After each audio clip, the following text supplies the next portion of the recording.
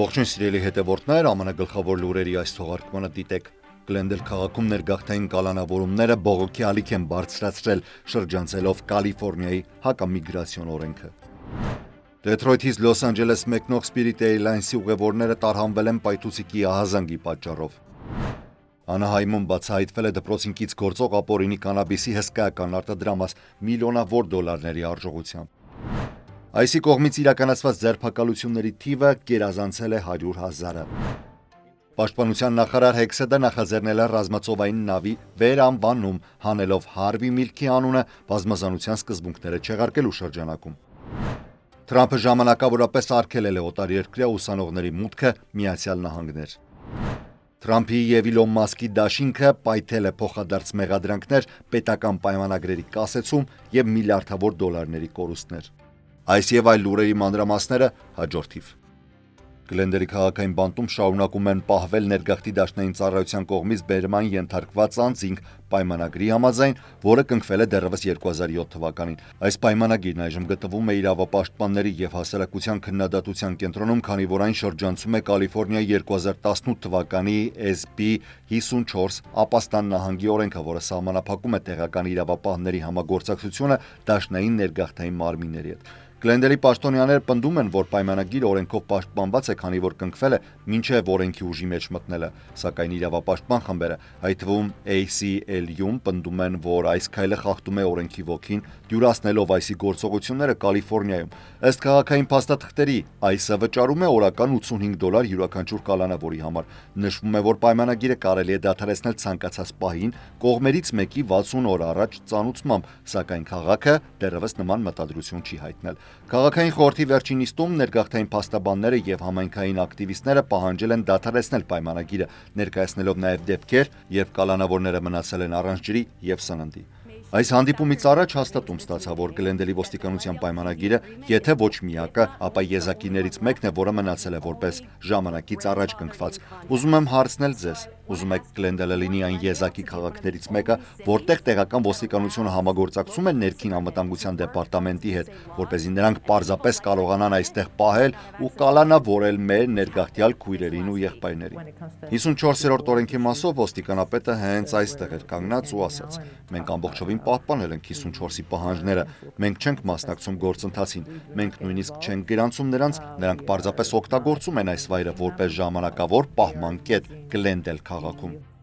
Spirit Airlines-ի Լոս Անջելես մեկնող չվերթի ուղևորներն այսօր առավոտյան հարկադրված են եղել տարհանվել Դեթրոյթի Ուեյն շրջանի օդանավակայանում, երբ հաղորդվել է պայթուցիկ սարքի սպառնալիքի մասին։ Ըստ Ուեյն շրջանի օդանավակայանի վարչության, արտակարգ ծառայությունները եւ օդանավակայանի գործողությունների թիմը արագ արձագանքել են, ինքնաթիռը հեռացնելով դեպի մեկուսացված հատված որպես նախազգուշական քայլ։ Բոլոր ուղևորները անվտանգ իջեցվել են եւ տեղափոխվել տերմինալ։ Ոչ միայն ինքնաթիռն է զնվել, այլև ուղևորներն են վերազնվել օդանավից դուրս գալուց հետո։ Ինքնաթիռը ի վերջո օդ է բարձրացել կեսօրից հետո 12:45-ին, նախապես հայտարարված ժամանակից մի քանի ժամ ուշ։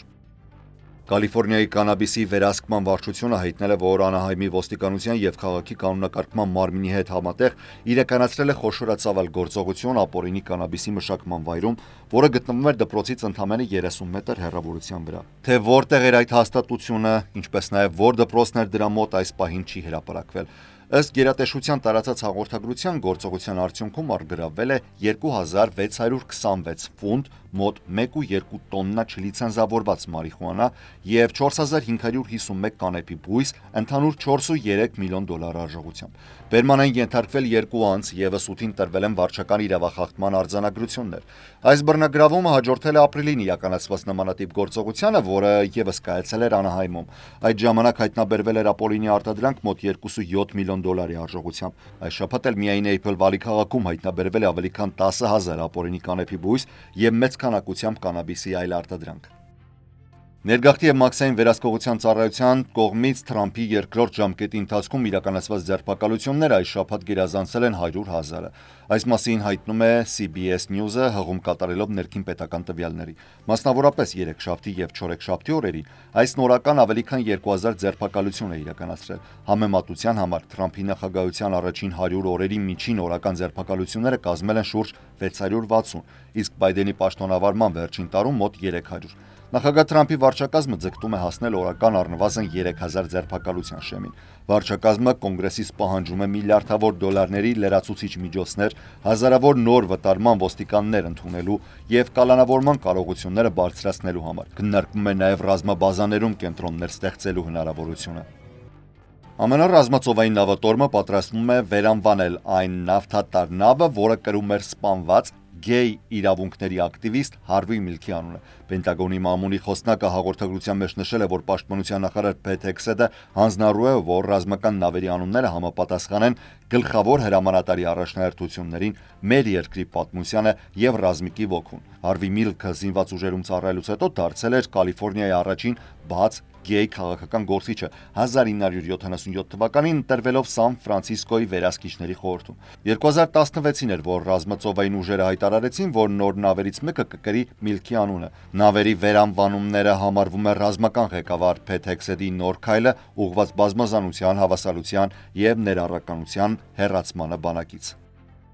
Թրամփը ժամանակավորապես կասեցրել է օտարերկրյա ուսանողների մուտքը, ովքեր ցանկանում են սովորել կամ փոխանակման ծրագրով մասնակցել Հարվարդի համալսարանում։ Կասեցումը կտևի 6 ամիս, սակայն կարող է երկարաձգվել։ Թրամփի երանգով նաև պետդեպարտամենտին հանձնարարվել է դիտարկել Հարվարդի ներկայիս ուսանողներին տրամադրված ակադեմիական կամ փոխանակման վիզաների հնարավոր չեղարկումները։ Թրամփը ստորագրել է հռչակագիր, որպես հիմնավորում նշելով ազգային անվտանգության մտահոգությունները։ Երկու էջանոց այդ փաստաթղթում Հարվարդը մեղադրվում է արտասահմանյան մտահոգիչ կապերի եւ ռադիկալիզմի պատմություն ունենալու մեջ, ինչպես նաեւ նշվում է համալսարանի լայնածավալ փոխկապակցվածությունը ԱՄՆ-ի հակառակորդ երկրների հետ, մասնավորապես նշվում է Չինաստանի անունը։ Համալսարանը հայտարարել է, որ շարունակելու է պաշտպանել միջազգային ուսանողներին, որոնք կազմում են ուսանողական կազմի շուրջ 1/4-ը։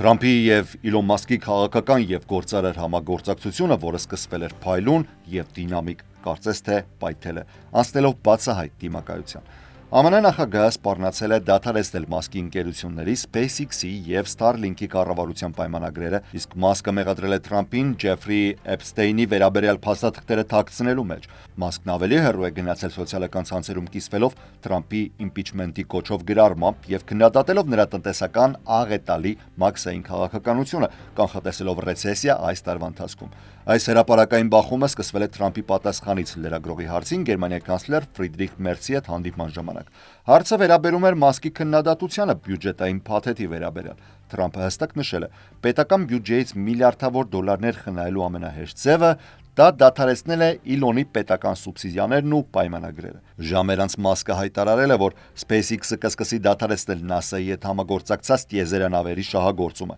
Նա նաև պնդել է, որ Թրամփը գրանցված է Էփստեյնի ֆայլերում, եւ դա է պատճառը, որ դրանք չեն հրապարակվում։ Բարի օր, Դոնալդ Ջոն Թրամփ, գրել է Մասկը։ Թրամփի քննադատությունից հետո Տեսլայի բաժնետոմսերը նվազել են ավելի քան 14%-ով, Մասկին պատճառելով շուրջ 20 միլիարդ դոլարի կորուստ։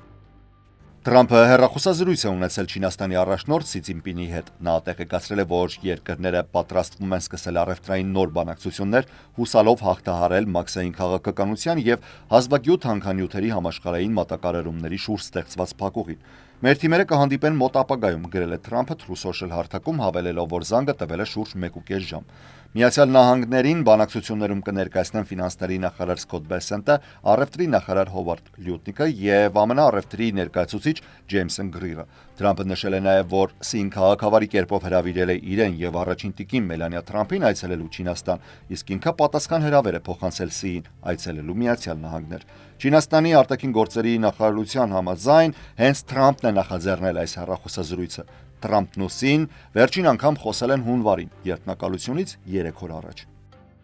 ԱՄՆ Գերագույն դատարանը միաձայն մերժել է Մեքսիկայի կառավարության ներկայացրած հայցը ուղղված խոշոր ամերիկյան զենք արտադրողների դեմ։ Այս որոշումը հաղթանակ էր զենքի արդյունաբերության համար, ամրապնդելով այն դաշնային օրենքը, որը պաշտպանում է զենք արտադրողներին քաղաքական հայցերից։ Հայցը հիմնված էր այն պնդման վրա, թե զենք արտադրողները դիտավորյալ աջակցել են իրենց արտադրանքի անօրինական վաճառքին, որը հետագայում մաքսանենգությամբ տեղափոխվել է Մեքսիկա եւ օգտագործվել է թմրակարտելների կողմից։ Մեքսիկան պահանջում էր 10 միլիարդ դոլար որպես փոխհատուցում, սակայն դատարանը դատավոր Էլենա Կագանի հեղինակած որոշմամբ եզրակացրել է, որ Մեքսիկայի պնդումները բավարար հիմք չեն հանդիսանում զենք արտադրողների դեմ գործ հարուցելու համար, հիմնվելով 2005 թվականին ընդունված օրինական զենքի առևտրի պաշտպանության ակտի վրա, որը տալիս է լայն իմունիտետ նման ընկերություններին։ Այսօրվա լուրերից առանձնացրել էինք այսքանը, ես Հարություն Մինասյանն եմ, շնորհակալ եմ ուշադրության համար, առողջ եղեք։